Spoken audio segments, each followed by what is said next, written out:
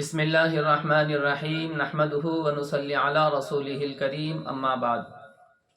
محترم و معزز سامعین کرام، گزشتہ ویڈیو میں بسم اللہ سے متعلق فضائل آپ احباب کی خدمت میں عرض کیے گئے تھے۔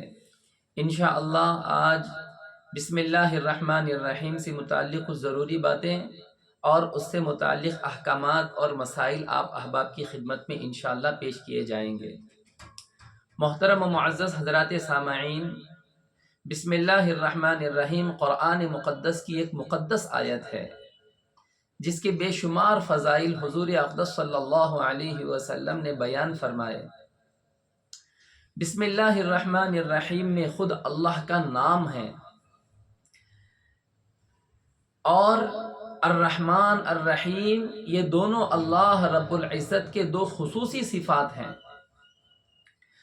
ویسے ہی بسم اللہ الرحمن الرحیم کو اپنی تمام ضرورتوں میں پڑھنے کی ترغیب احادیث مبارکہ میں آئی ہے، تو محترم و معزز سامعین کرام، اسے اپنی تمام ضرورتوں میں، اپنی حاجات میں، اپنے مسائل میں پڑھنے کا اہتمام کرنا چاہیے۔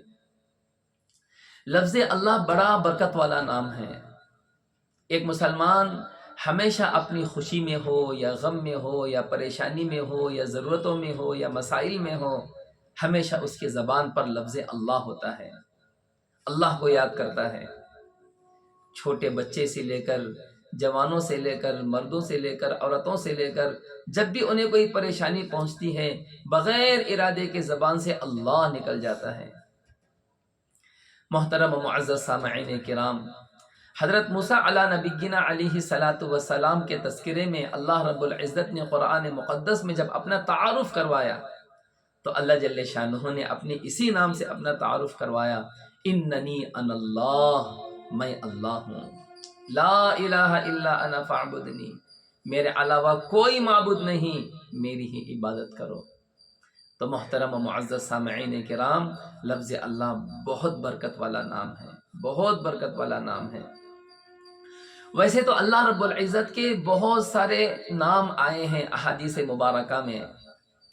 فرمایا حضور اقدس صلی اللہ علیہ وسلم نے، ان للہ تعالی 99 اسما من احصاها دخل الجنہ، اللہ رب العزت کے 99 نام ہیں، جو ان ناموں کو یاد کر لیتا ہے اللہ اسے جنت میں داخل کر دیتے ہیں۔ اسی طریقے سے امام رازی رحمۃ اللہ علیہ جو بہت بڑے مفسر گزرے ہیں، امام رازی رحمۃ اللہ علیہ فرماتے ہیں اللہ رب العزت کے 5000 نام ہیں، 1000 قرآن میں، 1000 تورات میں، 1000 زبور میں، 1000 انجیل میں، 1000 لوح محفوظ میں۔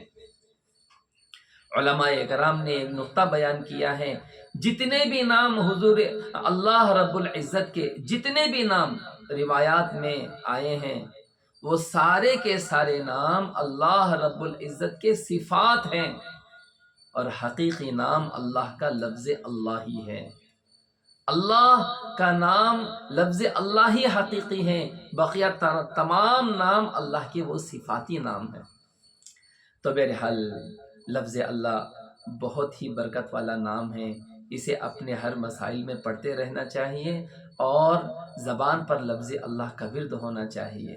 اسی وجہ سے اکابر کے یہاں لفظ اللہ کا ورد کرایا جاتا ہے، لفظ اللہ کے ذکر سے ذکر کی مجلسیں قائم ہوتی ہیں۔ اسی طریقے سے الرحمن الرحیم، ان دونوں کے معنی ہم نے گزشتہ بیان کیے کہ رحمان کے معنی ہے عمومی رحمت، عام رحمت، اور رحیم کے معنی ہے کامل رحمت۔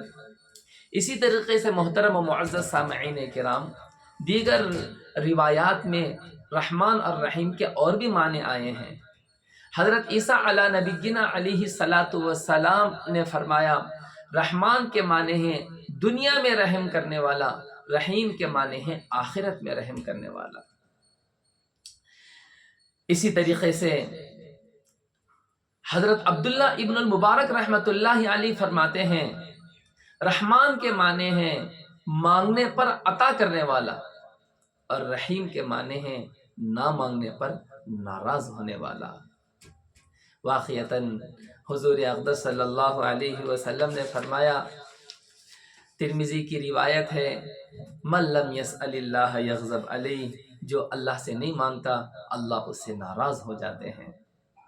کسی شاعر نے کیا ہی خوب کہا ہے، اللہ یغضب ان ترکت سؤالہ وبنی آدم حین یسأل یغضب، جب اللہ سے تم نہیں مانگتے تو اللہ ناراض ہو جاتے ہیں، اور انسانوں کا حال یہ ہے ان سے مانگو تو وہ ناراض ہو جاتے ہیں۔ اللہ نہ مانگنے پر ناراض ہوتے ہیں اور انسان مانگنے پر ناراض ہوتا ہے۔ اس وجہ سے محترم و معزز سامعین کرام، حضور اقدس صلی اللہ علیہ وسلم نے دعاؤں کی بہت ترغیب دی۔ اللہ سے خوب دعائیں مانگا کرو۔ الدعاء هو العبادہ کہا، دعا 100% عبادت ہی ہے۔ فرمایا الدعاء مخ العبادہ، دعا عبادتوں کا مغز ہے۔ ایک روایت میں حضور اقدس صلی اللہ علیہ وسلم نے فرمایا، دعا سلاح المؤمن، دعا مومن کا ہتھیار ہے، وعماد الدین، دین کا ستون ہے، ونور السماوات والارض، آسمان و زمینوں کا نور ہے دعا۔ اللہ جل شانہ نے اپنے بندوں کو اپنی طرف متوجہ کرتے ہوئے کہا، وَإِذَا سَأَلَكَ عِبَادِي عَنِّي فَإِنِّي قَرِيب، جب میرے بندے میرے بارے میں سوال کریں تو ان سے کہہ دو کہ میں ان سے قریب ہوں۔ اجیب دعوت الداع اذا دعان، جب بندے مجھ سے دعا کرتے ہیں تو ان کی دعاؤں کو میں قبول کرتا ہوں۔ تو محترم و معزز سامعین کرام، رحمان اور رحیم، ان دونوں میں اللہ رب العزت نے مانگنے اور مانگنے پر عطا کرنے کی خوشخبری اور بشارتیں دی ہیں۔ مانگے، اللہ سے مانگے۔ اللہ رب العزت بندوں کو دینا چاہتے ہیں، نوازنا چاہتے ہیں۔ تو بسم اللہ الرحمن الرحیم کو ہر آیت کے شروع میں لکھ کر ہر سورت کی شروع میں لکھ کر 2 سورتوں کے درمیان فصل کیا گیا، اور بار بار بندوں کو رحمان اور رحیم کا تذکرہ کرا کے بندوں کو اللہ کی طرف متوجہ کرایا گیا۔ دوسری بات محترم و معزز سامعین کرام، رحمان اللہ رب العزت کی خصوصی صفت ہے۔ اللہ جل شانہ کی صفات میں بعض صفات اللہ رب العزت کے خصوصی ہیں، جیسے رحمان ہے، رزاق ہے، خالق ہے، غفور ہے، یہ اللہ کی خصوصی صفات ہیں۔ یہ بندوں کے لیے بولے نہیں جاتے، یہ صرف اللہ کے لیے بولے جاتے ہیں۔ اور بعض صفات ایسے ہیں جو اللہ کے لیے بھی بولے جاتے ہیں اور بندوں کے لیے بھی بولے جاتے ہیں۔ تو اس وجہ سے رحمان کو صرف لفظ رحمان کے ساتھ انسان کو مخاطب کرنا جائز نہیں ہے۔ جیسے مثال کے طور سے کسی کا نام عبد الرحمن ہے، ہم اسے رحمان کہہ کے پکاریں، رحمان بھائی کہہ کے پکاریں، رحمان صاحب کہہ کے پکاریں، جائز نہیں ہے، حرام ہے۔ ہمارے معاشرے میں عموماً ایسے ہوتا ہے کہ جن کا نام عبد الرحمن رکھ دیا جاتا ہے ان کو عموماً رحمان صاحب، رحمان بھائی کہہ کے لوگ پکارتے ہیں۔ تو یہ مسئلے کو آپ سمجھ لیں اور اس کی ضرور اصلاح کریں۔ جن کا نام عبد الرحمن ہے انہیں پورے نام کے ساتھ پکارو، عبد الرحمن کہہ کے ان کو پکارو۔ رحمان اللہ کے علاوہ کسی کے لیے نہیں بولا جاتا۔ اور دوسری بات یہ عرض کرنی ہے کہ چونکہ بسم اللہ الرحمن الرحیم قرآن مقدس کی آیت ہے، لوگ اس آیت مبارکہ کو شادی کے رخوں پر لکھا دیتے ہیں، قبر کے کتبوں پر لکھا دیتے ہیں، گاڑیوں پہ لکھا دیتے ہیں۔ ہو سکتا ہے برکت کے لیے لکھاتے ہوں گے، لیکن آیت مبارکہ ہونے کی وجہ سے اس آیت کی بے ادبی ہوتی ہے، بے احترامی ہوتی ہے۔ آپ شادی کے رخے پہ لکھا دیتے ہیں، اب وہ شادی کا رخہ لوگوں کو دیتے ہیں، بغیر وضو کے ان کا ہاتھ اس آیت پر پڑ جاتا ہے، جنابت کے حالت میں ان کا ہاتھ اس پر پڑ جاتا ہے۔ اور شادی کے رخے کرتے کیا ہے لوگ؟ یا تو وہ ڈسٹ بین کے حوالے کر دیتے ہیں، یا تو وہ کاغذ دان کے حوالے ہو جاتا ہے۔ ادب سے، احترام سے لوگ اس کو اٹھا کے نہیں رکھتے اسے۔ جب شادی کے رخے کو پھینکا جاتا ہے تو اس میں اگر بسم اللہ الرحمن الرحیم لکھا ہوا ہوگا، اللہ معاف فرمائے قرآن کی آیت کو بھی وہ پھینک رہے ہیں۔ اللہ جل شانہ اس گناہ سے امت کی حفاظت فرمائے، لوگوں کی توجہ اس کی طرف نہیں جاتی، بسم اللہ الرحمن الرحیم کے وہ بلے ہوتے ہیں وہ لگا دیتے ہیں یا تو مستقل لکھوا دیتے ہیں، جس کی وجہ سے اس آیت کریمہ کی بڑی بے ادبی اور بہت زیادہ بے احترامی ہوتی ہے۔ اس سے بہت زیادہ بچنا چاہیے۔ قبر کے کتبوں پر بسم اللہ لکھا دیتے ہیں، جس کی وجہ سے بہت سی مرتبہ اس پر دھول دھلارا بیٹھتا ہے، پرندے آ کے بیٹھتے ہیں، وہاں بھی بڑی بے ادبی بڑی بے احترامی ہوتی ہے۔ قبر کے کتبوں پر لکھانا ہے تو صرف نام لکھاؤ، قرآن کی آیت مت لکھاؤ، قرآن کی آیت کی بے ادبی ہوتی ہے۔ شادی کے رخوں پر اگر لکھنا ہے تو صرف بسمہ تعالی لکھاؤ، بسم اللہ الرحمن الرحیم مت لکھاؤ۔ یہ آیت کی بے ادبی بے احترامی ہوگی، گناہ ہوگا اس کا، آیت کی بے احترامی کا گناہ ہوگا، بے ادبی کا گناہ ہوگا۔ تو الغرض محترم و معزز سامعین، ان چیزوں کا خیال کرنا چاہیے۔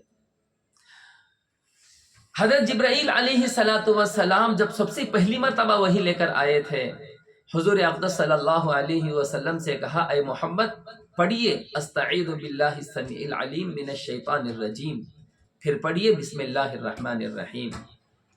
قرآن مقدس میں اللہ جل شانہ نے حکم دیا، فَإِذَا قَرَأْتَ الْقُرْآنَ فَاسْتَعِذْ بِاللَّهِ مِنَ الشَّيْطَانِ الرَّجِيمِ۔ قرآن کو پڑھنے سے پہلے اعوذ باللہ من الشیطان الرجیم پڑھنا چاہیے۔ اعوذ باللہ بھی پڑھنا چاہیے، بسم اللہ بھی پڑھنا چاہیے۔ اور یہ بات آپ سن لیں، اعوذ باللہ صرف قرآن پڑھنے کے لیے پڑھا جاتا ہے، قرآن پڑھنے کے وقت اس کو پڑھنا سنت ہے، دوسرے کاموں میں اعوذ باللہ نہیں پڑھا جاتا، صرف قرآن کے لیے اس کو پڑھنے کی ترغیب آئی ہے، اس کو پڑھنے کا حکم بھی آیا ہے۔ تو قرآن پڑھنے کا ادب ہے، جب بھی قرآن پڑھنا ہم شروع کریں، اعوذ باللہ من الشیطان الرجیم بسم اللہ الرحمن الرحیم پڑھ کر قرآن پڑھنا شروع کریں۔ اور اپنی نمازوں میں جب ہم نماز کے لیے کھڑے ہوتے ہیں اور ثنا پڑھتے ہیں، سورہ فاتحہ شروع کرنے سے پہلے اعوذ باللہ بھی پڑھی جائے، بسم اللہ بھی پڑھی جائے، پھر سورہ فاتحہ پڑھے۔ اب دوسری سورت یعنی ضم سورہ شروع کرنے سے پہلے وہاں بھی بسم اللہ پڑھنا مستحب ہے، ضروری نہیں ہے، مستحب ہے۔ اسی طریقے سے جب آپ دوسری رکعت کے لیے کھڑیں گے تو اب صرف بسم اللہ پڑھ کر سورہ فاتحہ پڑھنا چاہیے۔ تو بہرحال محترم و معزز سامعین کرام، اعوذ باللہ من الشیطان الرجیم یہ جو حکم ہے یہ صرف قرآن کا حکم ہے۔ بعض لوگ کتاب پڑھتے وقت، حدیث پڑھتے وقت بھی اعوذ باللہ پڑھ لیتے ہیں۔ اعوذ باللہ پڑھنا صرف اور صرف قرآن کے لیے خاص ہے، قرآن کے علاوہ کسی دوسری چیز کے لیے اعوذ باللہ نہیں پڑھی جاتی۔ ہاں، رہی بات بسم اللہ کی، بسم اللہ تو انسان کی زندگی کے ہر موقع پر ہے، جس کو ہم نے گزشتہ مجلسوں میں تفصیل کے ساتھ بتایا ہے۔ اپنے ہر کام میں، اپنی ہر ضرورت میں اور اپنے ہر موقع پر بسم اللہ پڑھنے کا اہتمام کریں، لیکن اعوذ باللہ صرف اور صرف قرآن کے لیے پڑھا جائے۔ تو بہرحال محترم و معزز سامعین کرام، بسم اللہ الرحمن الرحیم سے متعلق یہ کچھ ضروری اہم باتیں تھیں۔ ویسے تو بسم اللہ الرحمن الرحیم کی تفسیر میں علماء اکرام نے بہت ساری باتیں کی ہیں، رحمان کی تفسیر میں، رحیم کی تفسیر میں، اور خود لفظ اللہ کی تفسیر میں اکثر علماء کی رائے یہ ہے لفظ اللہ ہی اسم اعظم ہے، اور جسے اسم اعظم کا علم ہو جائے، جب وہ اسم اعظم کی برکت سے دعا کرتا ہے تو اس کی دعا کبھی رد نہیں ہوتی، ضرور اس کی دعا قبول ہو کر رہتی ہے، لیکن شرط یہ ہے کہ وہ توکل ہو، وہ یقین ہو، وہ تقوی ہو، تو پھر اللہ رب العزت اس کی دعا کو ضرور قبول کر کے رہتے ہیں۔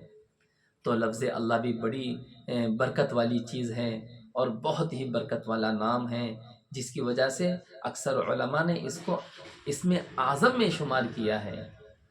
تو بہرحال یہ بسم اللہ الرحمن الرحیم کی تفسیر تھی، گزشتہ اس کے فضائل بتائے گئے، آج اس سے متعلق کچھ ضروری باتیں بھی آپ لوگوں کے سامنے عرض کی گئیں۔ بسم اللہ الرحمن الرحیم کی تفسیر مکمل ہوئی. انشاءاللہ آئندہ سورہ فاتحہ کے فضائل سے سورہ فاتحہ کی ترتیب انشاءاللہ تفسیر شروع کی جائے گی. اللہ رب العزت سے دعا ہے اللہ ہمیں عمل کی توفیق عطا فرمائے.